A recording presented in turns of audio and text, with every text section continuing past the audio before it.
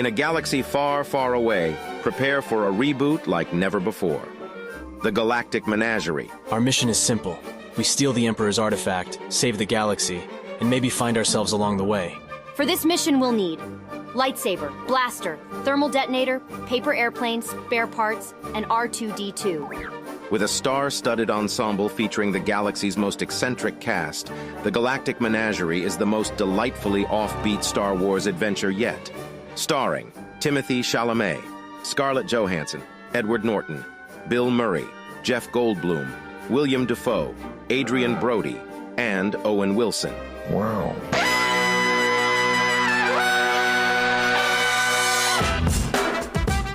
Show's on! Welcome to No Dunks. Or is it No Droids? May the 4th be with you, everybody. That's what you were working on yesterday, JD, that whole time. That's why I kept hearing, wow. Wow. I'm Tas Mellis. With me in the Classic Factory, a man who invented a new term for good hockey players. That guy is a net. The guy's a bucket. That guy's a net. It's pretty good. Trey Kirby.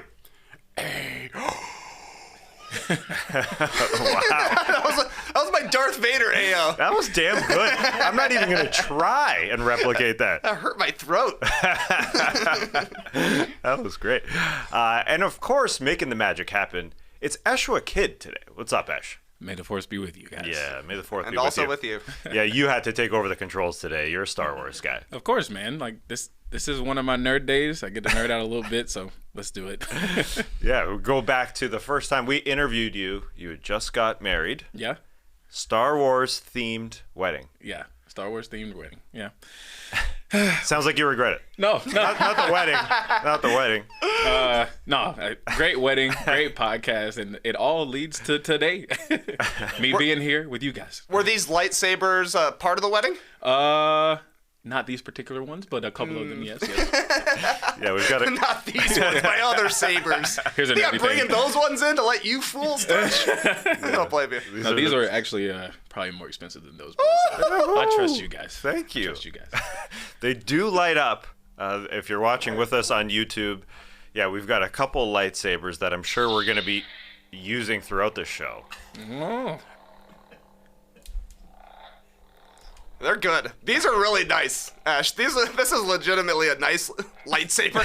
I'm talking about like you can go and just like casually get them at any store. But you should have seen JD and Eshwa like comparing notes between these ones before JD picked one up and he goes, "Ooh, this one's Sithy." Sithy, It was very Sithy. All right. We'll check out those Sithies a little bit later on. Lots to get to today. No Skeets today or tomorrow. He is up in Canada at a family wedding, so congrats to the fam. I'll be filling in for him today on No Buffs, our Survivor show in mere hours. 12:30 Eastern, 9:30 Pacific on YouTube.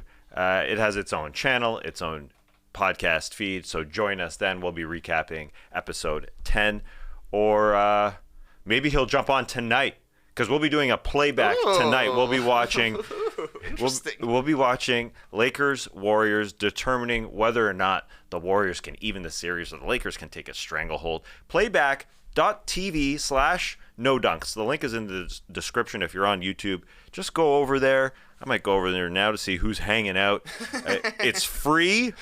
You just log in with your TV provider or your cable provider, your League Pass provider, and boom, you're watching the game with us. No lags. We're just watching a game. You can see our little bubble faces. It's a good time. A little later than we usually go. What, a 9 p.m. start? 9 Eastern. I think, tonight. So you going to be a little loopy tonight? Yes. You going to be a little punchy? Absolutely. On the playback? Yeah, me too. Can't wait. Maybe a little bit Giannis Antetokounmpo. Might be some yawns. We'll see. I'm playing pickup tonight. I'll be done at about 9 o'clock. Hurry home, so I'm going to be scumbag mode. Oh, yeah. That's when the best takes come. Should be good. That's my favorite Trey. All right. More on that game actually a little later. We'll preview that along with your questions, where we'll discuss LeBron's biggest rivals throughout his career, plus count down the top nut shots from the postseason. There's been 5 of them. There's been 5 of them? So we're going top 5 on these nut shots. I can't wait to hear, and if you needed an honorable mention, I'm willing to take a shot. Yes. I'll do it just for the show. A Scythy shot? Okay. Yeah.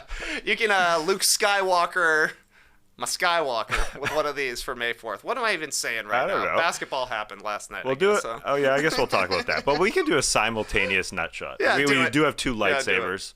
So we'll have the top 7, I guess. All right. First, let's talk about Game 2, Sixers, Celtics. That was the Celtics we wanted.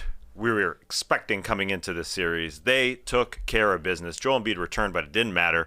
Celtics played more physical defensively. Embiid had a quiet night. Didn't look like himself. We'll get to that. Harden also had a quiet night. Celtics blew it open in the third. It was raining threes in Boston. We don't need umbrellas in Boston. We're too tough for that. 34-point victory for the C's. We're tied at 1. Thoughts on Game 2, Trey? Well, I hate it when there's one game on the NBA schedule and it ends up being a blowout. That's always a bummer, and this was a weird one because it was close through the first half, but then the Celtics caught fire in the third quarter, ended up hitting 23s, as you're saying, and turned into a blowout. But it also I thought the game itself felt a little bit like an experiment. You got the Celtics up, or the Sixers are up 1-0. Embiid kind of a quicker than anticipated return. I was listening to podcasts that were recorded before Game 2 went live, and everybody's saying, Embiid's probably not playing in Game 2. He'll come back for Game 3, things along those lines. So a little bit of a surprise, I thought, that Embiid was back, coming back pretty quickly, all things considered, from a knee sprain injury. Ended up being about 2 weeks, and it just kind of felt like this was a get the rust off game for the Sixers. We're going to try and see what Joel Embiid can give us. We're going to see how he's moving on the court. We're going to see how he and Harden fit together as a playoff offense. We're going to see how the Celtics decide to defend against us. It took Harden completely out of his rhythm, the way they were attacking. Embiid looked good. I mean, okay. Yeah. There were parts where he looked really explosive. There were parts where he looked rusty. But yeah, it kind of just felt like the Sixers were okay losing this game as long as they got Joel Embiid on the court to get a taste of a more competitive series than they had against Brooklyn. And with that being the case, they didn't play well. They played really, really poorly. Meanwhile, the Celtics upped their physicality, their effort level. Everybody was a lot better for Boston last night, and it seemed like Philadelphia was okay with that. We'll take 1-1. We're happy with the split. We got Embiid back, and now he's had the bad first game. Let's see what he can do in Game 3. He definitely showed amazing flashes. That first half, blocking shot after shot after shot, all of his 5 blocks in the first half. Nobody wanted to go near the rim. Totally true. 12 days off, as you said, reports, and I think he mentioned that the strain in his knee ligament was an injury that he should be out about 4 to 6 weeks for. Yep. As he comes back after 2 weeks, as you mentioned. Knowing what we know now, that they were had a dud of a game, do you think it would have been better off for them to say, come back in Game 3 when we're split, or is it the rust factor? You shake it off a little bit. The way to go. Well, congratulations to Maddie Healy of the 1975 and Taylor Swift, who are now apparently dating each other. You got to shake off the rust. I think this was the right move for the Sixers. It didn't pay off very well. I mean, they got beat by almost 40 points. But I think Embiid was going to be rusty his first game back, no matter what. Also, I felt the Celtics were going to respond to the Game 1 loss, just like they did. 15 straight times now we've seen the team that lost Game 1 at home come back and win Game 2 at home. So I think you were getting this performance from Embiid and from the Sixers anytime he returned. So whichever game he comes back for, it's going to be weird because you're working in a huge part of your offense, a huge part of your defense, and you're playing against a better opponent than you faced in the first round. So I thought that game would play out similar to how it did last night, in which case I think smart of the Sixers to do it in Game 2 when you still have momentum. It's better to go back to Philadelphia tied up 1-1, having had the bad Embiid game, because Game 3 is a huge one. You need Embiid to be better than he was last night. You would not want to see him having a 3-rebound, 15-point game in a must-win Game 3. It's still a huge game, but at least he's been out there now.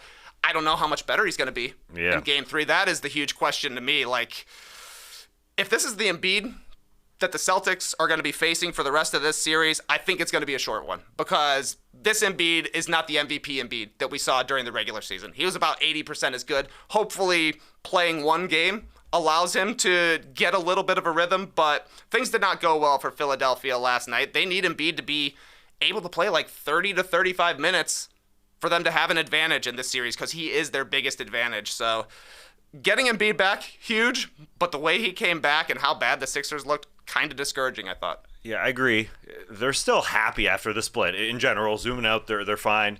Maybe shaking off the rust was a good idea.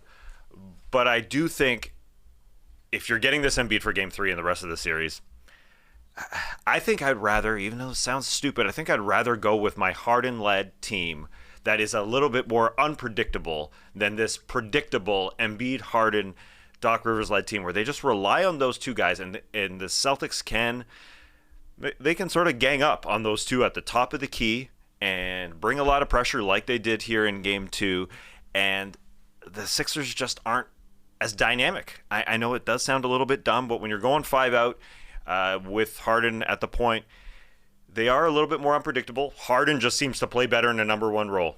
That just seems to be the way he's been his entire career, really. You get more out of Maxey that way. If Embiid doesn't look like he did. It looked like his MVP self is what I mean. So that's the huge worrisome part here. Sure, things look somewhat fine if you zoom out, but the Celtics just look a lot more like themselves. And if Embiid's not going to be able to just take over possessions like he did during the regular season, they kept filming the knee brace. I do think it's a bad sign that from half 1 to half 2 he looked worse as well. Absolutely, he did. Yeah, he wasn't as dynamic. He was on the floor when the Celtics blew this game open. It did feel like they were in control the whole way, but in the third quarter is when they decided, all right, we're going to get a little bit more random on offense. We're going to hit more threes, and the Sixers hit the entire game. But they know how to guard Embiid. Horford was great. They just decided to guard Harden a lot better, a lot more aggressively. Yeah, they guarded him. Yeah, that was the key. That was the key. Jaylen Brown picked him up basically full court for the entire game. That got Jaylen Brown involved in the game. He was probably the Celtics' best player last night, finished with 25, and was just setting the tone from the jump, and it really took Harden out of rhythm. Embiid being on the court and clogging things up, certainly that's a factor as well. But it wasn't as easy for the Sixers to get into their offense. I thought that was largely the ball pressure that we were seeing, mostly from Jaylen Brown. He really stepped up in this game. Not a huge game from Tatum. Very weird one. In foul trouble for most of the night. 7 points, 3 assists. He made 1 shot. It was a really nice move to score over Joel Embiid, but that was it. But Brown was able to pick up the slack, and then 10 threes from the bench. Grant Williams getting dusted off. He's key in this series, just pushing Embiid around. And then Brogdon, 6 for 10 from 3.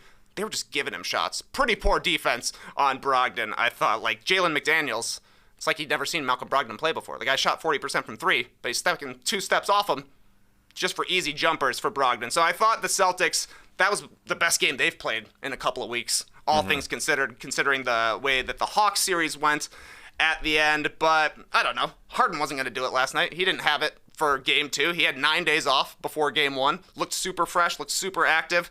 But then Jaylen Brown looked like he was the better athlete, as he is in Game 2 last night. That was a blowout. It was exactly the Celtics that we thought we'd get coming into this series.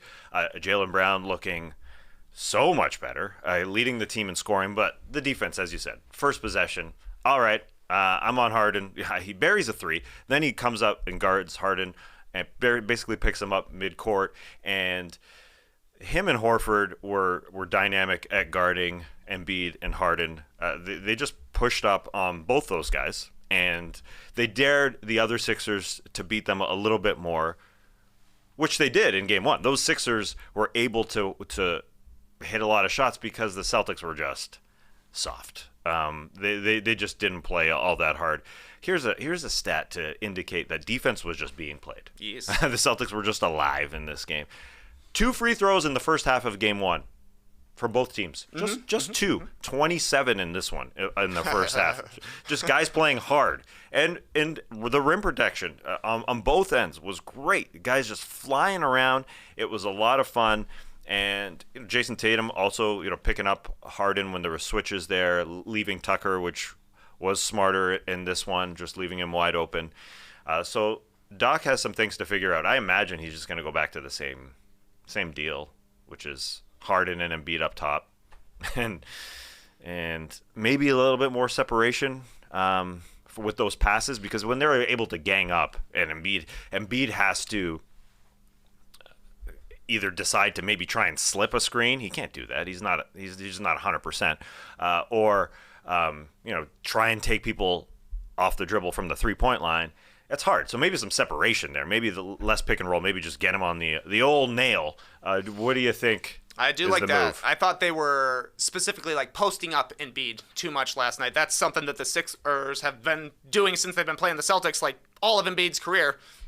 The Celtics just know how to handle that a little bit better than Embiid, operating more from the nail, being able to see everybody. I also think PJ Tucker not wanting to shoot is a little bit of a problem for the Sixers once Embiid is in. He took 1-3 last night, finished 2 for 3 from the field, didn't take a shot in game 1. Like I said, at the end of that game, it would have been a smart play to double off of PJ Tucker, make him beat you on that last shot that Harden hit. They didn't do that, but in game 2, they were much more willing to force the other Sixers to take shots.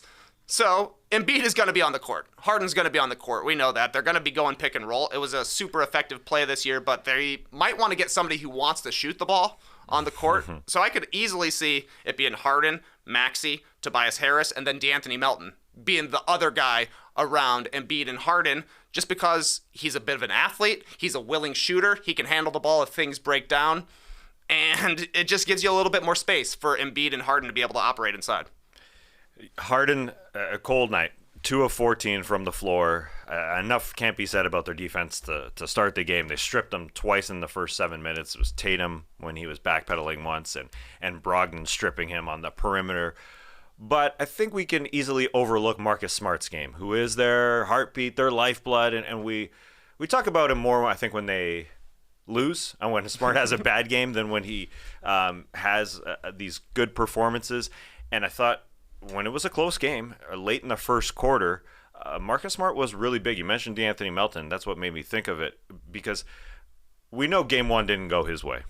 He had a chance to win this game at the end. If you remember, after the Harden 3, the Sixers were up 2 points, but Marcus Smart came in and kind of handed the ball off to Jason Tatum underneath the rim, and it went out of bounds. It reminded me of last year. He had some boneheaded plays during the playoff run, but he bounced back. And that's what he does. I mean, last year I went up and looked. Many a boneheaded plays against the Bucks. Totally. Game 5 in round 2, he had like a 60-second span at the end of the game. Couple turnovers. He was blocked. Why does Marcus Smart have the ball? We always ask. But in this instance, in the end of the first quarter, he had the ball, and he called for a clear out on the side against DeAnthony Melton. He scored. That's when he gave the big flex down. I'm stronger than you, DeAnthony Melton. I mean, he is their lifeblood, and they do sort of go as he goes. But everybody on that team just, in general, stepping up, and they probably would have won, even if he didn't have those couple big buckets towards the end of the first quarter. The raining of threes happened, as we've talked about. Even Malcolm Brogdon, as you said, some open ones, but he also had a deep one with a guy in his face there early in the first quarter. I thought he never hits shots with guys in his face. That just doesn't happen for him. Maybe because he has a low release point or whatever. But what's your feeling here just going forward in general? Just as a generic ones on the board. I mean, the Celtics have to be the favorite now, right? I think the Celtics are definitely favorites. Eshua is now a Celtics fan. Yeah. Once again, and he told me today, I'm thinking douchebag sweep. Lost that first one with no Embiid. Embiid comes back, and now Celtics fans are on top of the world because they're used to playing against this team. I think they are definitely the favorite, and I think with the way you saw Embiid playing last night, where it looked like sometimes he had it and sometimes he didn't, like the 5 blocks thing is kind of interesting to me. The Celtics were attacking Embiid. That was a key part of the game plan, I thought, to put him in a bunch of pick and rolls, to go at him at the hoop, to not be afraid of them getting a guy back at the rim. 5 blocks, they all looked like highlights, but the Celtics kept going inside. And Embiid, like you're saying, he got tired by the time the 3rd and 4th quarter came around. So I don't know if he's already saying that he was supposed to be out 4 to 6 weeks. He only sat out for 2 weeks. He didn't end up playing a ton of minutes last night. He ended up with 26 minutes. Right. How many more minutes is he going to be able to play going forward? How effective are those minutes going to be? I still got faith that the 76ers will win one of those 2 games back in Philadelphia, so I imagine it comes back to Boston as a 2-2 series. But I think that the Celtics have to be encouraged with the way things went in Game 2. Yeah, I didn't know if Esh's smile was because it's Star Wars Day. Or maybe it's a combination. What are your feelings on this series now, Esh? I said douchebag sweep, and it's not just because of Game 2. It's because of Game 1 too. Game 1, they had a chance to win with Harden going off, and I'm like, if they didn't make boneheaded plays down the stretch, they win that game. They win Game 2 as well. It's already 2-0. So I'm just like, why wouldn't it be a douchebag sweep at this point? They wouldn't have the 76ers ever beat the Celtics. You know what I mean? When Embiid dropped 52 in the regular season. That's true. That's true. That's basically it. I hear you. I think the matchups are better with Embiid on the floor. I think it sparks this Celtics team. They had a huge dud in Game 1, in part because Embiid wasn't on the floor. I think they just decided, like they did in the Hawks series at times, that they didn't need to play to their capabilities, and Embiid does wake them up to some degree, and their matchups are better. I thought the Sixers' best possession was probably their first one, where they moved the ball around a lot, and Harris hit a shot from the mid-range, and they're just not going to do that with Embiid and Harden out there. They just clog it up, and that's why Doc said after the first quarter, asked what we could do to change things up in the second quarter. Oh, maybe we should pass the ball, and I think they stopped moving it, and they are going to move it more without Embiid on the floor. The Celtics are just a really dynamic defense when they decide to get into it. So you think the Sixers need to sit Embiid psychologically and well, on the court? I think and unless we get an Embiid. If you know that the rust has been shaken off and he can get back to that guy who won them a game at the end of the regular season, close to that Embiid, like a 40-point Embiid, then I do think they have a better shot without him, which is stupid to say, but it's not him. It's not him out there. He is. It's not the same. No, and he was the advantage for the Sixers coming into this series, right? You're like, if we're getting MVP Joel Embiid, they got a chance, just because he's so hard to guard. He had 41 in the third matchup this season, followed by the 52 where they actually pulled off the win. But if it's the Embiid we saw last night, that's not the Joel Embiid that won MVP. All right, any random notes before we move on? Well, the biggest random note from this one is the drone zone, and we'll get to that a little bit later. This is our new thing. We got to tease the tweet of the night in the A block. Yeah, I'm glad I had that. Definitely wanted to talk about it in the A block, but we'll don't you worry. We'll throw it in a little later. Just quickly, random. Embiid flopped hardcore late in the first quarter. Grant Williams just bumped him, and the refs got duped. They called it. Do you think the refs go into the locker room and are shown when they really get the wool? You know? They say they review calls. Yeah, they review calls. Right? They review calls like ones that could have gone either way. But in this one, I don't know if the refs don't want to be embarrassed, and the league doesn't want them embarrassed. I wonder if they show this type of call where this is that was just a guy who flopped. So I just wonder if that's part of the film session for the refs. I do. I think I would want to know I'm being fooled. Yeah. If I'm Tony Brothers. Exactly. I would want to know the moves that they're pulling to be able to trick me on these fouls, so I can know in the second half. So yeah, it's probably like shaking your finger at the monitor. You got me good, buddy. I think they need to be notified. A couple of quick notes. Marcus Smart, he's always on that borderline of dirty and not dirty. He dove for a loose ball and took out P.J. Tucker's leg, and P.J. is too tough, would not come out of the game, was just hobbled around. But I think in an instance where P.J. Tucker was hurt, we would be talking about Marcus Smart being dirty. That was he dove twice. Once it was just him in the wood. No legs, no legs in between him and the wood. But in this instance, I mean, that was a clear dive for the loose ball. Sure, he's going for it, but P.J. Tucker's leg kind of buckled a little bit. Yeah. Yeah, I mean, Smart's a guy that's going to dive at legs. So I think you're saying it exactly right. He lives on the edge of dirty and not dirty, as do many players. You got to have at least one on your team. But Smart, for everything he does, all of his antics on the court, I think he's chilled out a little compared to earlier in his career. I do think so, and too. B, like you're saying, when Smart does something foolish, he's going to do something smart on the opposite side of things. It's like in the Hawks series, he made two crushing plays to lose in Game 5, and then he made 2 back-breaking plays to win Game 6. So that's just how it goes with Smart. Okay, and last note, head coach Joe Mazzulla. We always said like he's a bit of a Kawhi character in that he's just straightforward, unintentionally funny at times. He just asked a question, he answers it. But he left the podium after his post-game press conference and said, nobody wants to ask about all the adjustments we made from Game 1 to Game 2, because everything else was about, Embiid and stuff. He made a joke. Yeah. Didn't so see you that me coming. coaching out here? You see me coaching? That was good stuff from Joe Mazzulla, and he needed a bounce back game as people were ridiculing him. Nice game. nice game for Joe. He told all the guys on the bench to hit threes. That's smart. Yeah, and play harder. Good idea. All right, next topic, I should say. There's more awards being handed out. The Sacramento Kings GM Monte McNair has won Executive of the Year.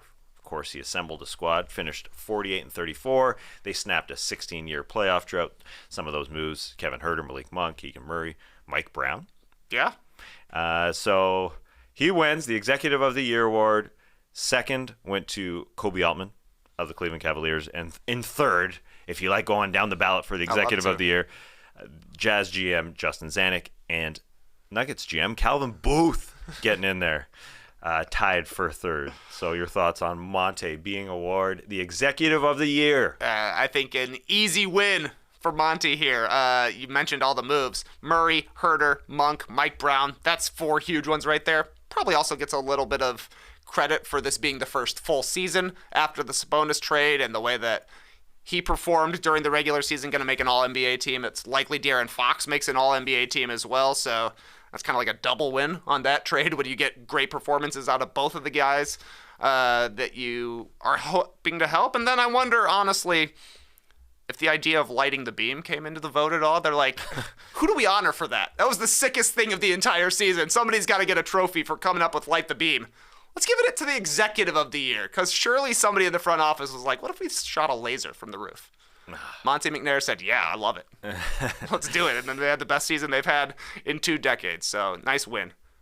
Executive of the Year, Coach of the Year, Clutch Player of the Year, 2 teammates with MVP votes, and Keegan Murray 5th in Rookie of the Year voting, Malik Monk 5th in 6th Man of the Year voting. Pretty good stuff for the Sacramento Kings. Congrats to them on an incredible season. But you said light the beam. I cannot wait but to hold this thing. Beam. This thing is heavy. Yeah, that one's nice, man. Yeah, this one also changes colors. Yes. Is this a specific lightsaber, Ash? Whose would this be? That's Darth Sidious's lightsaber. What? Yeah. What? The Emperor himself. You brought it in here? I had to. I knew my heart was getting dark once you brought that in. I just feel like the hate is coursing through my veins. I gotta admit, these are pretty cool. This man's feeling powerful right now. I didn't expect it to be this heavy.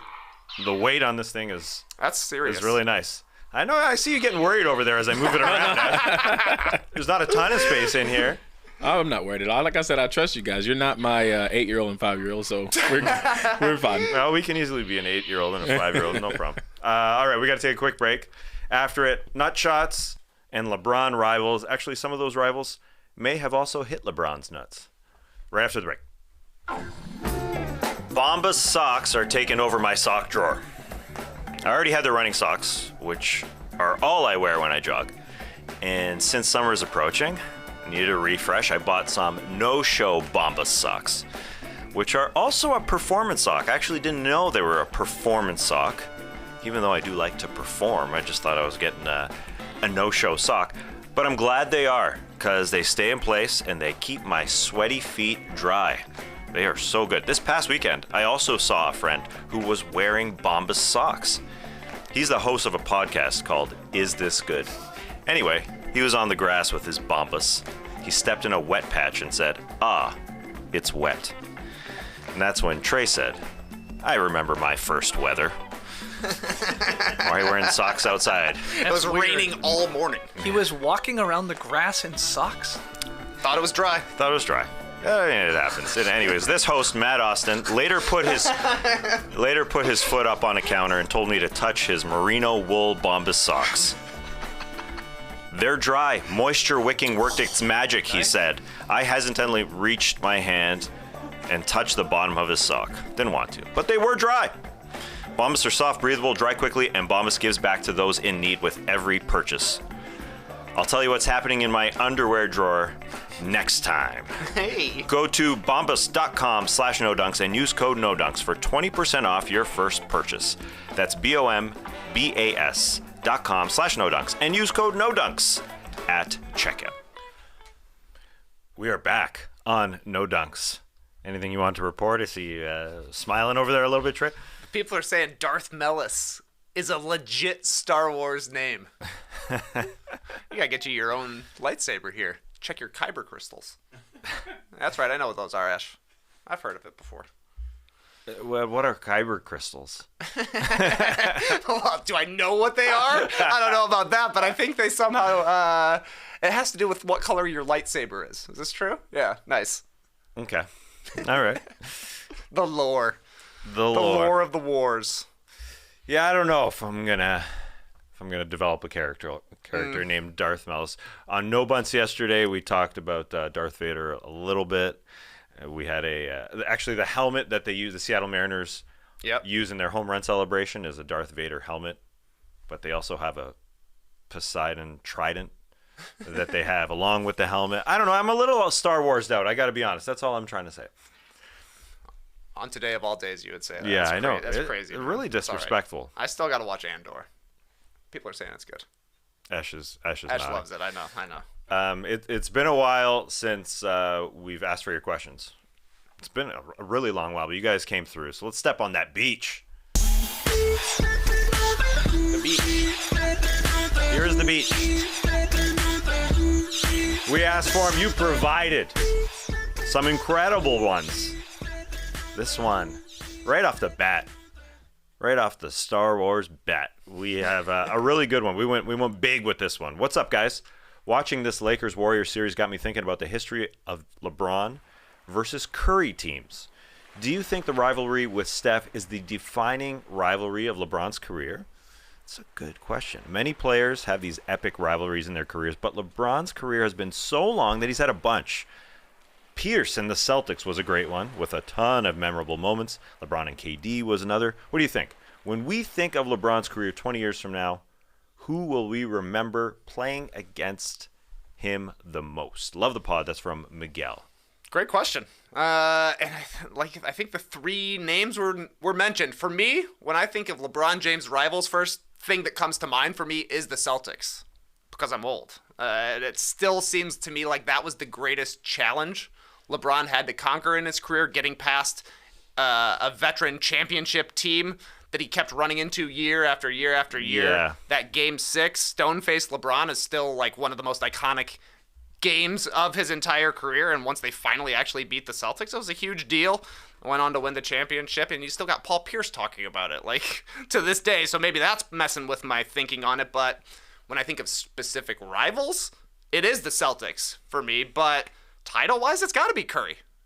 Steph has won 3 titles off of LeBron in head-to-head matchups since LeBron started winning his titles back in 2012. Both of them have 4. So that's the guy.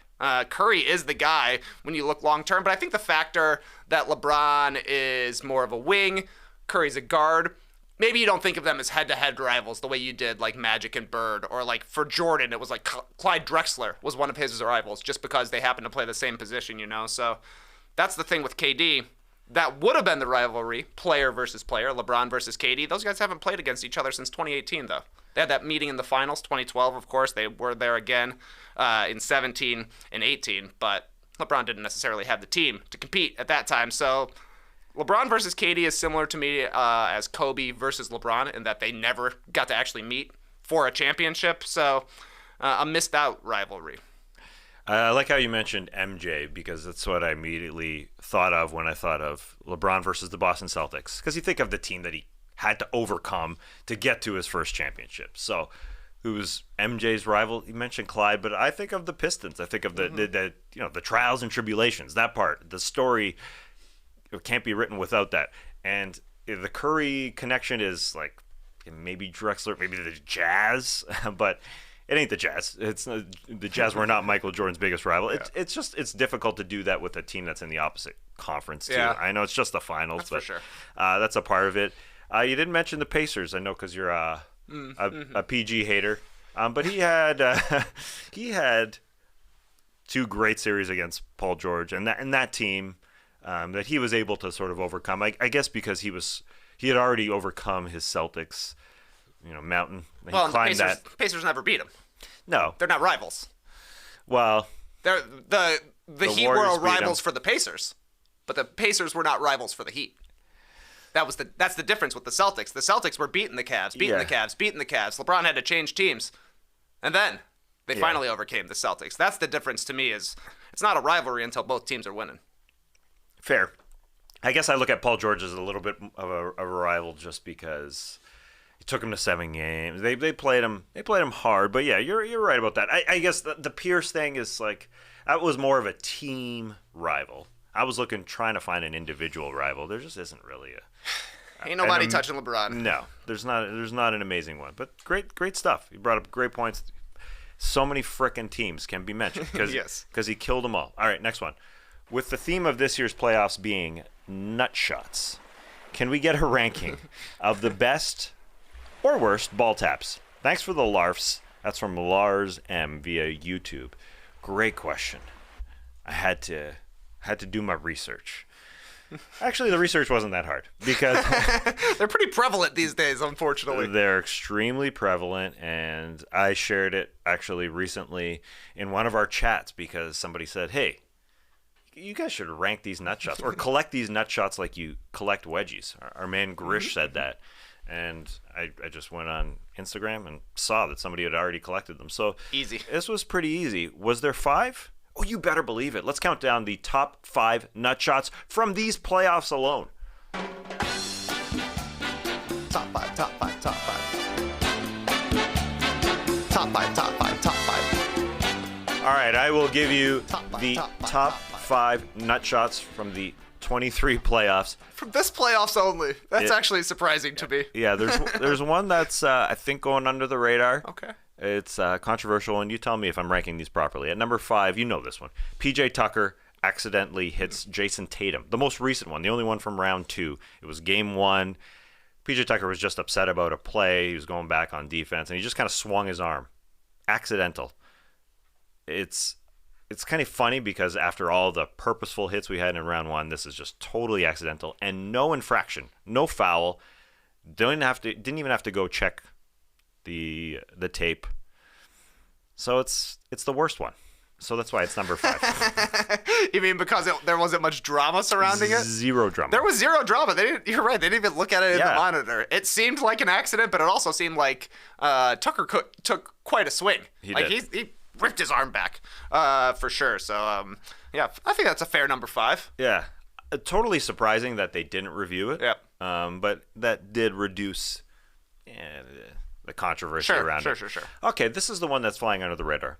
Lakers Grizzlies. Desmond Bane driving, and he's just trying to create a little bit of space, and he hits a jumping Anthony Davis right in the testicles. So it's right by the rim. Anthony Davis jumps extremely high, and so Desmond Bane not up in the air really, just trying to get some space, throws a bow and it hits Anthony Davis right in the nuts, and Anthony Davis hits the ground, and it's within the play, so it wasn't really talked about, but it was a direct hit. Direct hit with an elbow while Yeah. in the air. Yeah, it was. I think Anthony Davis That sounds bad. sounds bad, It sounds pretty bad. but he stayed in the game because he's tough. He's tough. Bad rep. Anthony I honestly Davis. put that on Anthony Davis's end of the season playoff highlight reel. People are always criticizing this guy about being a fragile player, but if he's taking a nut shot in midair and still able to play There and it perform is. well, that's toughness right there. Okay, number 3, top 5 nut shots this postseason. You know this one. Harden pushing off on Royce O'Neal in the first round, game 3, round 1. Harden got ejected because he just wanted a little bit of space. Now, he was irritated, so he was trying to act out a little bit. He just said, "Get off me," to Royce O'Neal. I'm still not convinced it actually got him in the nuts. But Royce O'Neal sold it, and he went down. And it was, if you remember, it was sort of a gentle one. I mean, Any a shot gentle hurts. one. Exactly. And this was the one where afterwards the referees were basically like, he did hit him directly in the genitals. Whereas Embiid's were a little bit to the left or something like that. This was a weird one. But I guess the fact that, I guess their chests must have been pointed towards each other, at least, made it something callable, because this one they went to the review and everything and end up with the ejection for Harden, whereas with PJ Tucker, his back was facing Jason Tatum. No need to investigate. Damn, you just mentioned Joel Embiid kicking up at Nick Claxton's nuts. I didn't even have it on my list. I'm doing a disservice. We got too He many. only got a flagrant one, right? He only got a penalty for kicking at the package. Yeah. Maybe not making direct contact. It wasn't a allegedly. direct hit. Yeah. I do think these 5 are more direct hits. But Okay, yeah, I think that's fair. That's fair. The way it was called on the court. Sure. All right. Number 2 is what I got here. May have to redo this list afterwards. But Dylan Brooks hit the crown jewels. He hit LeBron James nuts. Crown jewels is what LeBron said afterwards, that Dylan Brooks went after them. He got him. It was in the backcourt, which is hilarious. And this was in Game 3 of that Grizzlies-Lakers series. It was after Game 2. Grizzlies won. Brooks said, LeBron is old. I don't care about him. And I am coming more around on the idea that Dylan Brooks actually didn't hit him on purpose in the nuts. I know it's Dylan Brooks, so we just assume. But he said that he didn't. He could be lying, of course. He said that he didn't do it on purpose. If you think I hit him in the nuts, you think I'm that kind of player.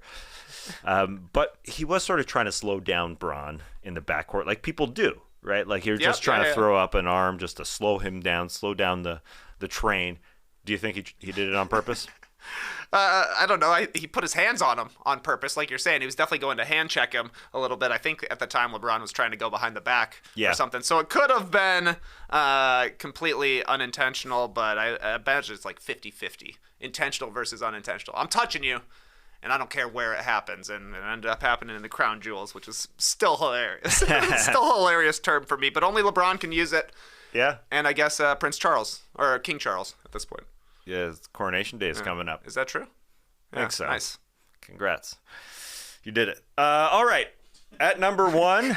He did it. He did it. He did it. The king is crowned. Do you think he's Who's going his rival? Who's his all-time rival? The press, Andrew. man.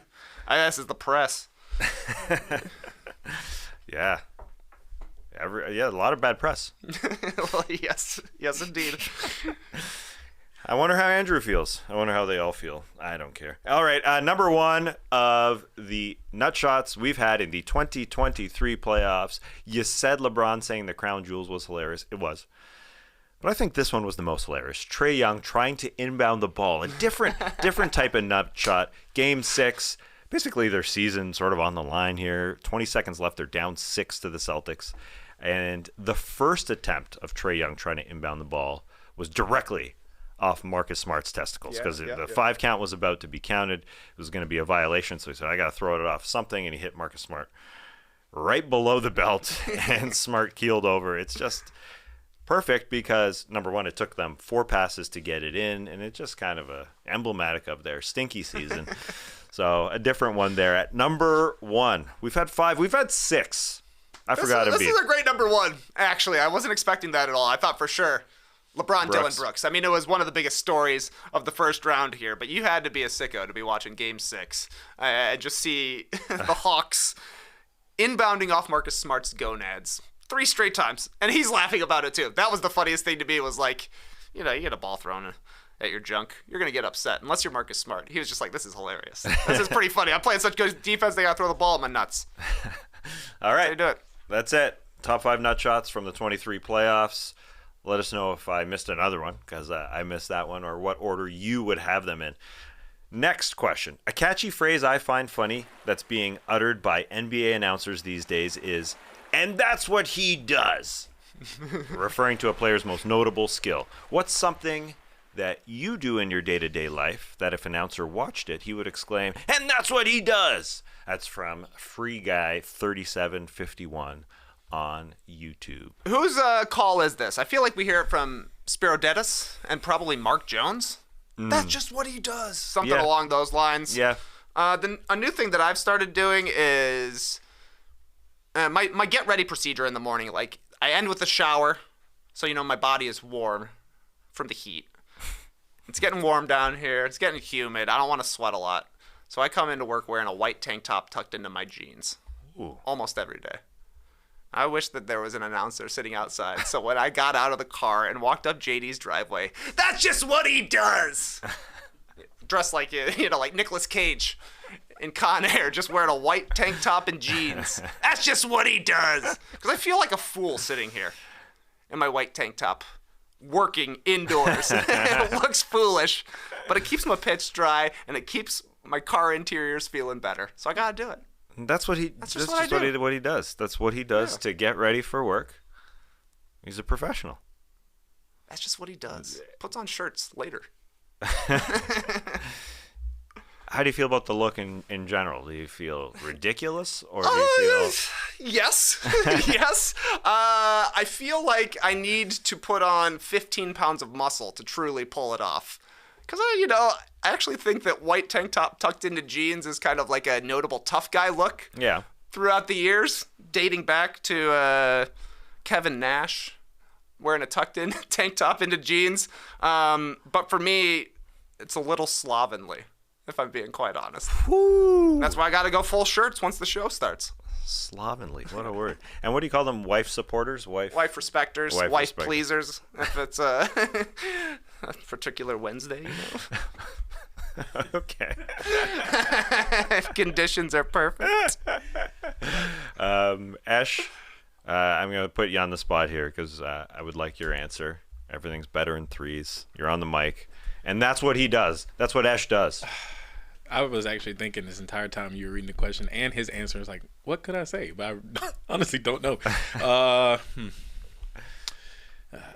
don't know. I'll let you think. I'll let you think for 1 sec. Here's my answer. Okay. On the driveway here, as you said, we all come to JD's. It's very steep on this driveway. It's a steep driveway. I open my car door when I'm ready to come inside, and I don't touch the car door to close it because gravity just closes it on its own. That's nice, actually. So I try and get all crafty and just dodge out of my door real fast. Sometimes it works. Sometimes I get hit. Sometimes it doesn't close just because of the angle. But sometimes it's cool. So you make like a game out of it, basically? Yeah. I do the same thing, dude. Yeah. That's just what he does. Yeah. That's what I do. And that's what Ash does. I like that. That's very funny. Yeah, if there was a camera on me, it'd be like 50-50. I'd probably say my hit rate, maybe 60-40. Sometimes I get bonked. Just get blasted. Yeah. Can't make it out quick enough. That door's heavy. All right. That was fun. Last question here. You guys have been great. Hello, No Dunkers. Once again, Jimmy Butler has morphed into playoff Jimmy. And once again, the NBA world struggles with finding Jimmy's career doppelganger. I posit that one does not exist. Instead of finding a career that runs parallel to Jimmy's, our best bet is to find an inversion of the Butler career, a comparison that works in the Bizarro realm. I submit that T-Mac is the Bizarro Jimmy. Solid regular season success, no MVPs, and not much postseason success either. Is there a better Bizarro Jimmy? Are there other Bizarro career pairings? Whoa, that's a big question. That's a loaded question, Bobby. Thanks for the laughs. Appreciate the email, Bobby. What do you got for this one, Trey? We got multiple emails that ended with "thanks for the larfs." Yeah, that's pretty impressive. Matt Austin must be loving it. T-Mac is an interesting Bizarro Jimmy. T-Mac's a Hall of Famer. Yes. So I mean that's an interesting one. He was a league leading scorer. Does that make sense? Why is that league leading scorer? Yeah, it's just the way nobody says it. Nonetheless, Scoring I think champ, it's an interesting one. Scoring champ. That's a good one. How about this for a Bizarro Jimmy? I don't know if it actually works. Joe Johnson. They're kind of similar players where they both did have quite a bit of regular season success. Big time scorers. Joe Johnson is a 7-time All-Star. I think Jimmy is a 6-time All-Star. Jimmy's made All-NBA more often than Joe Johnson has. Obviously, neither of them are like scoring leaders, league leading scorers, MVPs. They've never been the top guy. But then in the playoffs, they become a little bit more important because they're willing to take every shot. Things slow down.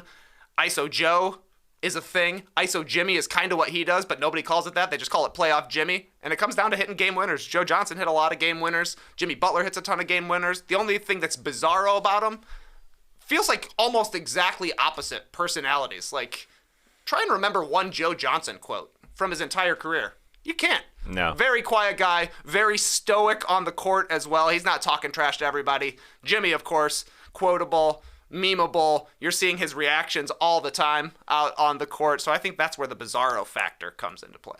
That's a nice one. Joe Johnson. That's Yeah. a really, really good one. Nice Jimmy, I guess you would call him.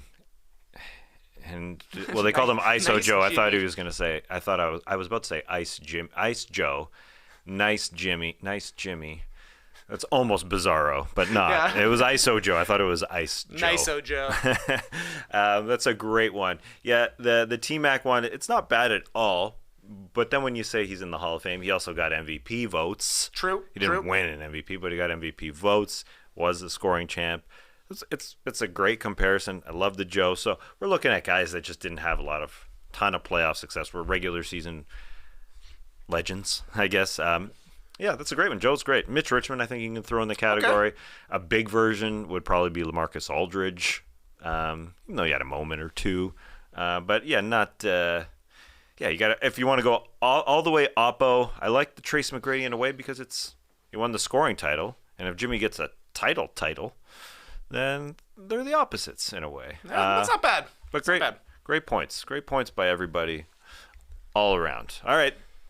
We got to take a quick break here, but after it, drone coverage. What's up? I've heard we don't have a second ad break, actually. It was in the document, but I think that's a copy and paste move. Who made this doc? You know what? No. You had it correct. Maybe. You had it correct. It wasn't in there. You copy pasted. I inserted it. I thought there was a second ad break.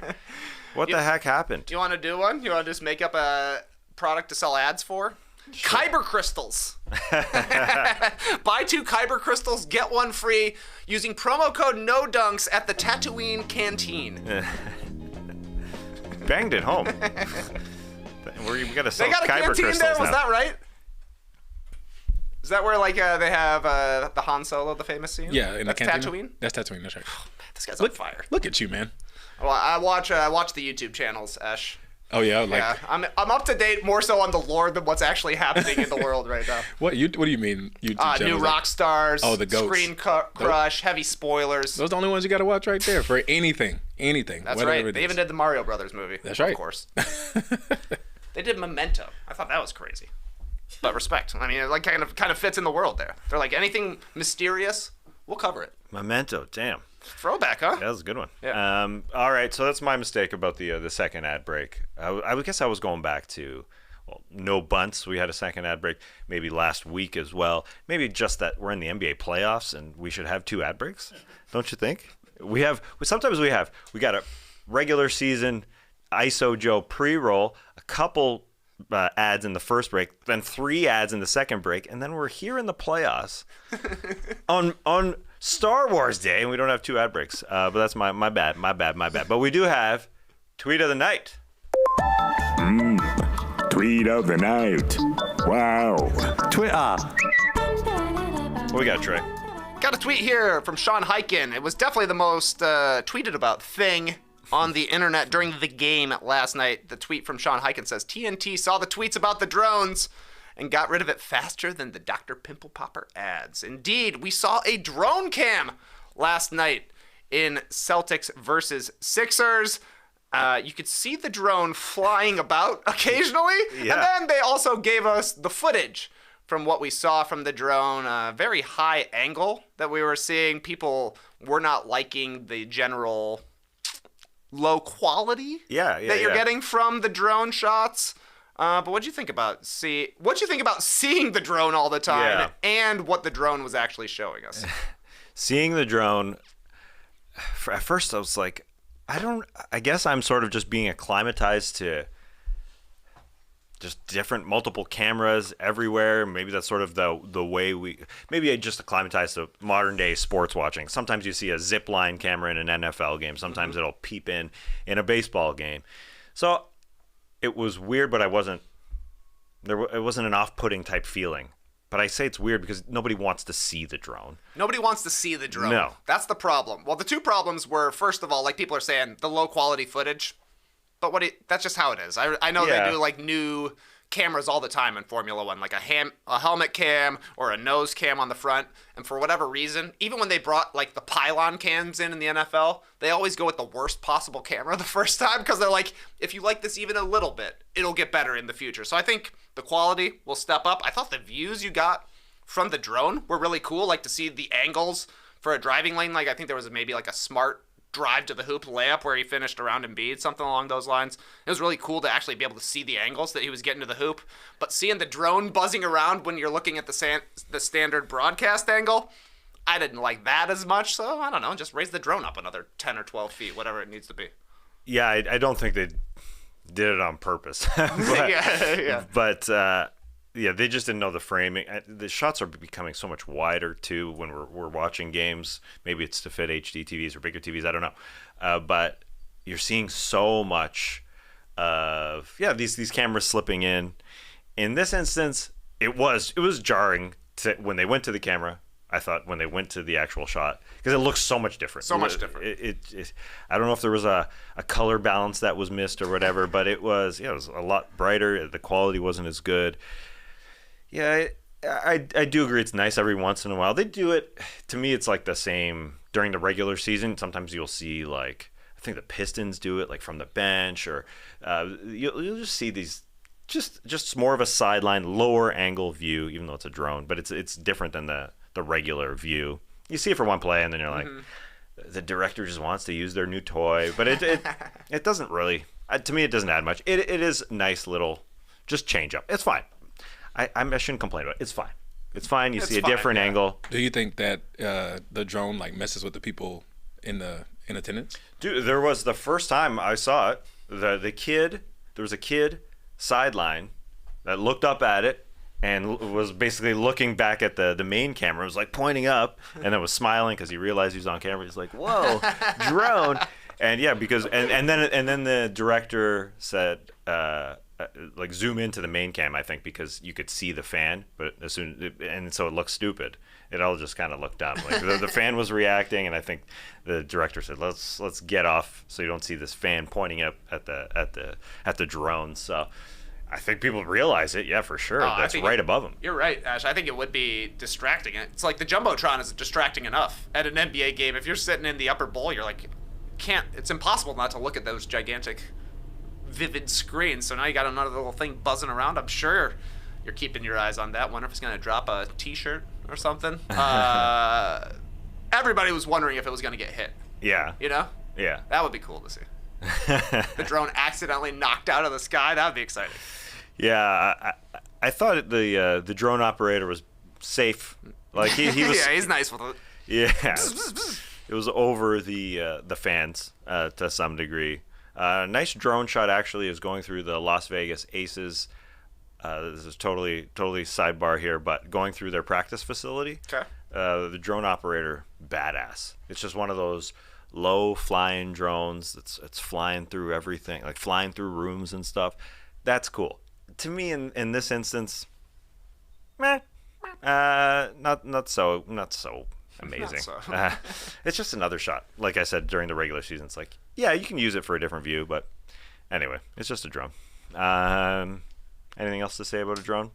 Nothing else to say about a drone, though I do miss the rail cam. It kind of made me miss the rail cam that they had during the bubble, because there was nobody sitting courtside, so they put the one on the ground. That was a cool camera shot as well. I like when they try new things, but there's a reason they stick with the standard broadcast angle. For sure. Yeah, you could only see that like once. Yeah, just a little taste every now and then. A little taste. All right, we are going to get a little taste of the Golden State Warriors trying to bounce back. Sure. Tonight against the Los Angeles Lakers. The series is 1-0 Lakers as they try and take a stranglehold on this thing. What are you watching tonight in Golden State, Trey? The drone, perhaps? Yes. Yes, it is must win. Yeah, I mean, I guess that if they're in Silicon Valley, they got to have the highest quality drones. So that is something to keep an eye on, I suppose. I also am looking forward to see if the Warriors stick with their too big starting lineup. Obviously, Anthony Davis ran wild in game 1, 30 points, 23 rebounds. They got to find a way to limit him and to make him venture outside of the paint a little bit so they can get something going besides three-pointers. So I wonder if we'll see either Draymond or Kevon Looney go to the bench. That would allow Looney, if it was him, to like run wild against Wenyen Gabriel or whoever may be the backup big man for the Lakers. That would probably mean that Poole starts, which gives the Warriors definitely more juice offensively, but makes them even softer inside, which is where Davis went crazy. So that's a big time question mark, is how they can do anything against Anthony Davis, because he was clearly the best player on the court in game 1. You got to have the best player on the court to win a lot of games in the playoffs. So must-win game for the Warriors tonight. Can't go down 0-2, heading back to LA. Yes, interested to see how much the Lakers have in the juice in the tank, considering that they don't have a rest advantage like they did in game 1. Interested to see what the Warriors do with the front line, because Anthony Davis did tire as the game went on. He was awesome, but 21 in the first half, 9 in the second half. I think he's still got to keep going big, although Poole is feeling good in this series, there's no doubt. And do you want to keep him off on the bench and be that spark, or play with the first unit? It's exciting to see. It's exciting to see this chess match. And then, the big small thing is the whole series, really, because you go small, it's also Wiggins at the 4 and Bron versus Andrew Wiggins. And that's when Bron probably looks like his old self the most, when he is getting physical. So can't wait for that. This is a series. This is a series, man. Math series. It's a bit of a math series. It is. It's crazy. I played in a men's league last night for the first time in forever, Tas. They needed guys, so they called me in. They said, hey, can you come? I said, yes, absolutely. I will be there. Nice. And it was Lakers versus Warriors. We probably made 4 threes the entire night. The other team must have hit 15, but we were on the offensive glass and hitting rebounds and making free throws the whole night. It felt honestly like Lakers versus Warriors. One team could shoot from outside. One team could not shoot but could rebound. And we won. So watch out, Warriors, is what I'm saying. If the mighty Tucks walk in, you better put a body on them. Is it named after your tuck-in? That's just what he does. No, it was in Tucker. Strut in. It was in Tucker, so I guess you're just a tuck. Yeah. If you're playing in Tucker. But I did tuck in my jersey. That had a duck on it, not a tuck. Wild stuff, wow. man. That's a quick report right there. Confusing team. But maybe you can tell the guys. Let's all come in tucked. Let's all tuck up. Let's all tuck in our wife supporters. No, I call it wife. Respecters. Well, I'm supportive of my wife as well, so are. That's fine as well. Of course. There's just one thing we don't call it anymore. Right. Be sure to tune in with us on Playback tonight, where you'll be getting stories like that. Oh, yeah. I'm Absolutely sure. You will. Playback.tv/NoDunks. It's a free service where you can watch the game with us, and it's a really good time. Lakers, Warriors, cannot wait. Also, make sure you tune in a little later on the No Buffs YouTube channel, or you can get the podcast a little bit later. We will be wrapping up reviewing Survivor 44, episode 10. Again, it has its own podcast feed and YouTube channel, so join us there in mere minutes, I can say. Approximately 90 minutes from now. But for now, Clipper Bros. You heard it here first. Have a great time. Turn up. Love you guys. Awesome. Thanks for joining us, and remember, a kyber crystal is a force-attuned crystal that grew naturally and was found on various planets across the galaxy, but I'm sure everybody already knew that. They sure did, Trey. Obviously. May the 4th be with you, everyone.